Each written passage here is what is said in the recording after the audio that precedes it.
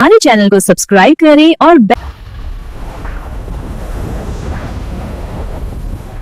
दराज ईरानी सुल्तनत में एक भाई अपनी 3 बहनों को कैद जैसी तीनों बहनियां आरादी के ख्वाब देखती थीं, मुगिर महल की दीवारियां इन्हीं रोक लेती थीं। भाई ने सख्त हुक्म दिया, महल से बाहर जाना मना है, ये दरवाजा बंद होगा।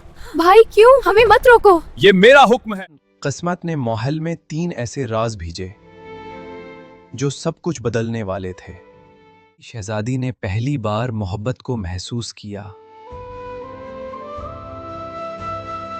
और एक रात महल में खामोशी से शादी हो गई। मैं तुम्हें अपना शौहर कबूल करती हूँ। और मैं तुम्हें अपनी बीवी कबूल करता हूँ। तुम दोनों।